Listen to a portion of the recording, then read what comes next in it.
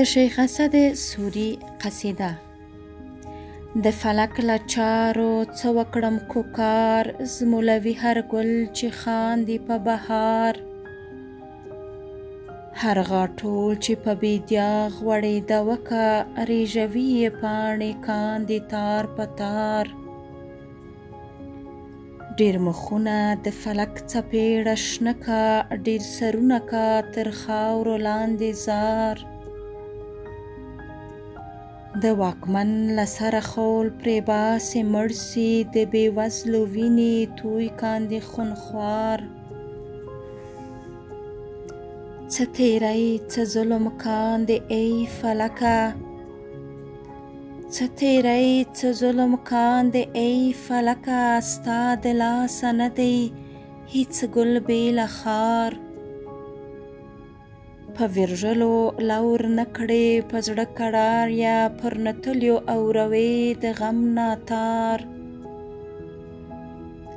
کله غورځوې واکمن له پلازونو، کله کښېنوې په خاورو کې بادار. زموږ پر زړونو دې نن بیا یو غشی وویشت، ودې ژوبلله په دې غشي هزار. پر ستوریو باندې ویر پریوت له پاسه، محمد واکمن چې ولاړی په بل دار.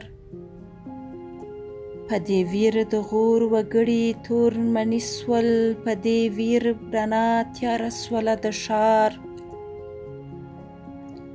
ګوره څاڅې رڼې وشي له دې غرونو، ګوره څاڅې رڼې وشي له دې غرونو، دا کړنګکې ساندلي په شور هار.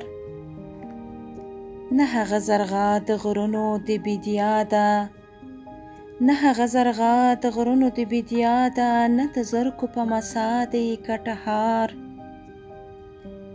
نه غاټول بیا زرغونیږي په لاشونو، نه بامې بیا مسیده که په کوهسار. دا په څه چې محمد ولاړ له نړیه، په ویرنه یې سوغور ټول سوګوار. سخپتا ای محمده د غور لمر وې،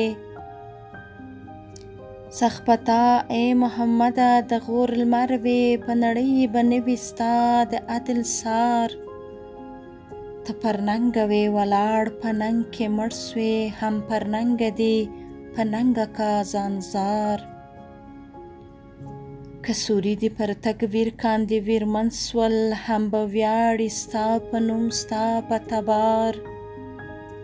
په جنت کې دې وطن زموږ واکمنه، په جنت کې دې وطن زموږ واکمنه، هم په تا دې وي ډېر لور د غفار، هم په تا دې وي ډېر لور د غفار.